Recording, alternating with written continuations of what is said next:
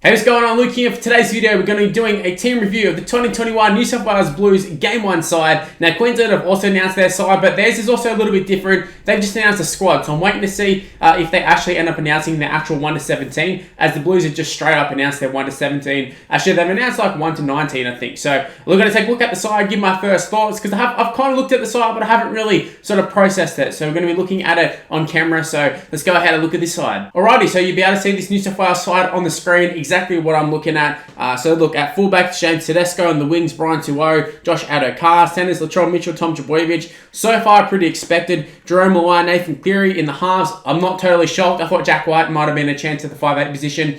I feel like going in the start of the season, you would have said Jack White went to 5'8, but he's kind of fell off a fair bit, and Jerome Luai has been playing outstanding again in 2021, so definitely does make sense. Daniel Safidi, Damien Cook, Jake Trbojevic in the front row, Cameron Murray, Tariq Sims, the bit of an interesting one. Isaiah Yeo in the lock position. Then on the bench, we actually have Jack Whiten, Junior Paulo, Payne Haas, and Liam Martin. Liam Martin's an interesting one.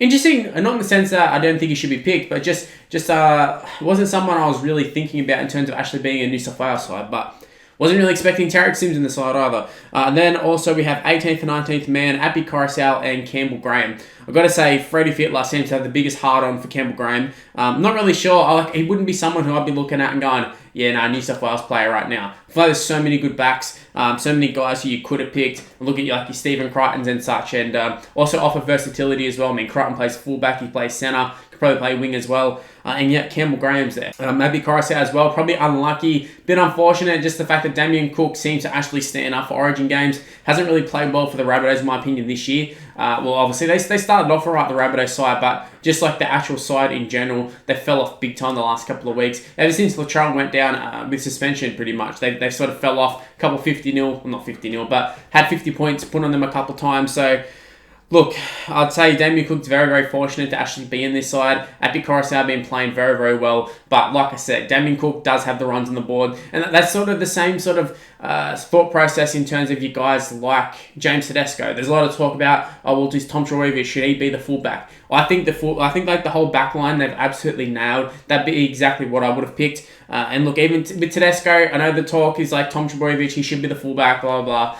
I don't think so. I think James Tedesco, like Damien Cook, has the runs on the board. And even though the Roosters haven't necessarily been killing it, I thought James Tedesco has actually been pretty good in 2021. It's just more so that Tom Trbojevic has just been so dominant. But then we saw last week he wasn't exactly dominant. So there's going to be some good games, going to be some bad games. And James Tedesco has been consistent for years now. He's, for me, even though Tom Trbojevic is probably the best in-form fullback, I still think Tedesco is the best fullback. So I have no problems with Tedesco at fullback. And obviously Tom Trbojevic is so versatile.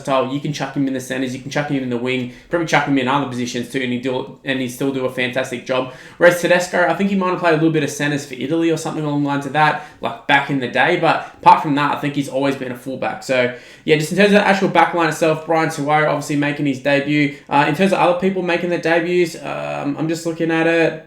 Isaiah, I think Isaiah played last year. Junior Paulo did as well. Liam Martin, I think, is the only other debutant. I think the rest have all sort of played 1 or 2 games. What is interesting is Jake Trbojevic in the prop position. I don't know if he's actually started at prop. I feel like he hasn't started at prop. He's usually been off the bench, but he has played a lot of prop for New South Wales. But obviously for Manly, he plays lock all the time. For New South Wales, seems to play prop. So I don't know if that's a good or bad move. And also, I wouldn't say he's been setting the world on fire this year. I feel like with Manly's form, it hasn't really revolved around Jake Trbojevic. However, we all know his defense is super solid. And at worst, you're going to get a guy who's going to be making tackles through the middle. But in terms of all the rule changes, I don't know if it necessarily suits Jake Trbojevic. But we'll see how he goes in Origin. I'm willing to give Jake a chance. The big talking point for me is Tariq Sims in the second row. Now, when he was first named, and I saw that, it was one of those ones like, I'm looking at it and I'm going, I don't understand it. I really don't. I don't really rate Tariq Sims, to be honest with you. He's not a bad player, but I don't think of him as a New South Wales sort of representative player. And honestly, I would much prefer Liam Martin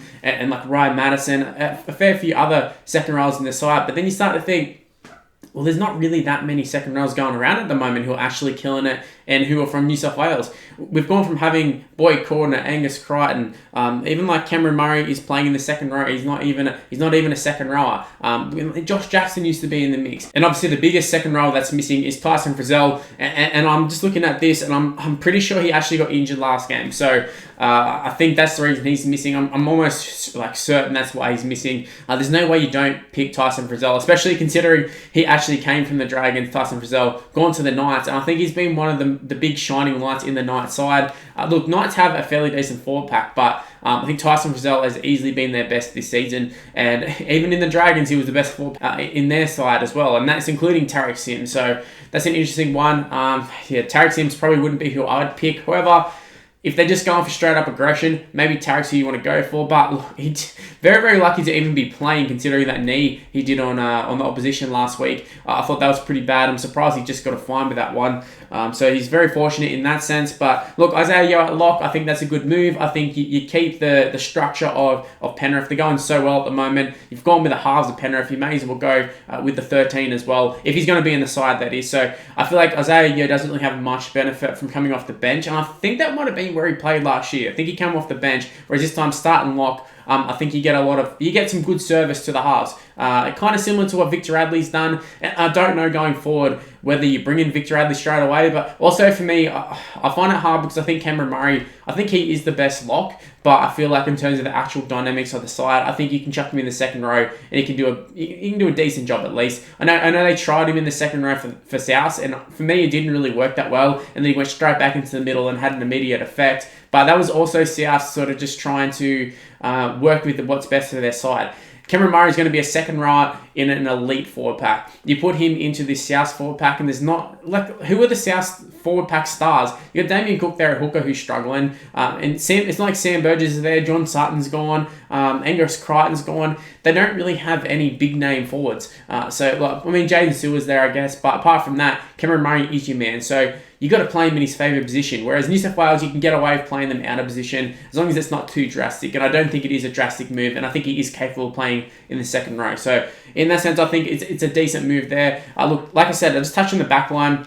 Latrell Mitchell, I think he's deserved to be back. I thought he's been fantastic this year. Ever since he's gone to fullback, I think he's been really, really good. It was kind of unlucky in the first place to lose his spot, but just the lack of real standout centers for the Blues. I mean, there's a lot of really, really good players who play center, but there's no one who's just an absolute destroyer, and that's exactly what Latrell Mitchell is. You can just pass him the ball close to the line. New South Wales have done it in the past to great success. Just pass him the ball and he'll barge his way over, adding Tom Trbojevic in the other center position, and we're sort of going back to what worked for us a couple of years ago, back when we were winning. Latrell Mitchell's there, Tom Trbojevic is there. On the wings, Addo Carr, fantastic, and Brian Tuohy, he's so dynamic. He had to be in there. It's unfortunate for Daniel Turbo because I don't think he's really done too much wrong for Origin and also for the Roosters. But yeah, it's just more so the fact that Brian Tuohy is killing it. You just couldn't pick him, and you're not going to drop Addo Carr. So Daniel Tupou is the odd one out there. The Halves, Luai, and Nathan Cleary. Nathan Cleary picks himself. Jerome Luai, though, for me, look, I think this is the right move, but Jack White, you got to feel for him.